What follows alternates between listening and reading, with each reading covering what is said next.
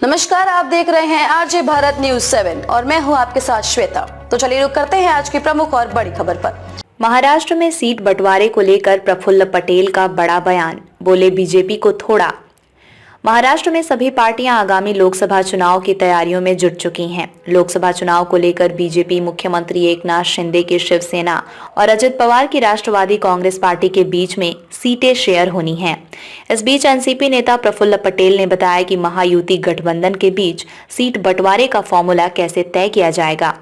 NCP नेता प्रफुल्ल पटेल ने कहा, महाराष्ट्र में महायुति गठबंधन की प्रारंभिक चर्चा हो चुकी है। तीनों पार्टियों में समन्वय के साथ आने वाले दिनों में हम सीट बंटवारे का फॉर्मूला बनाएंगे। अमित शाह भी 4 मार्च को संभाजीनगर औरंगाबाद आ रहे हैं और वो बीजेपी समिति के साथ बैठक करेंगे।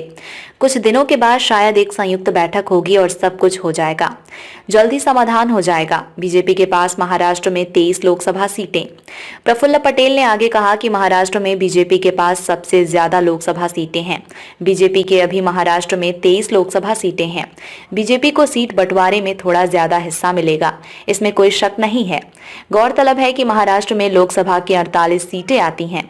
साल 2019 के लोकसभा चुनाव में बीजेपी को इसमें से 23 सीटों पर जीत हासिल हुई थी। वहीं शिवसेना उस समय अविभाजित थी और उसने 18 सीटों पर जीत हासिल की थी। बाकी की 4 सीटें अविभाजित एनसीपी के खाते में गई थीं, जबकि कांग्रेस का खाता भी नहीं खुला था।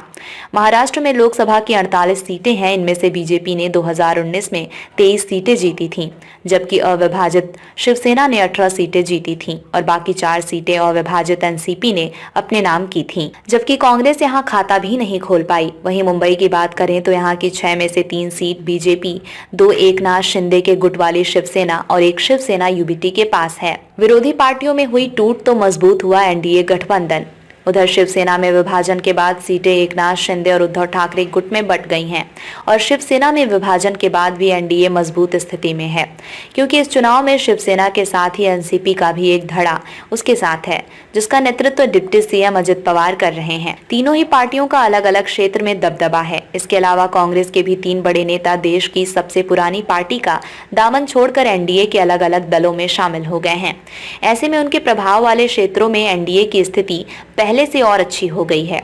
इस स्थिति में एनडीए को पिछले चुनाव की अपेक्षा ज्यादा सीट जीतने का भरोसा है। उधर सीट बंटवारे के दौरान सभी पार्टियों की कोशिश होती है कि वो अपनी परंपरागत सीट बरकरार रखें, क्योंकि वहां से चुनाव लड़ने की संभावना ज्यादा रहती है। वहीं पार्टी के जीतने की क्षमता के साथ ही उम्मीदवारों के जीतने की क्षमता को भी ध्यान में रखा जाता है। खबरों में अब तक के लिए बस इतना ही।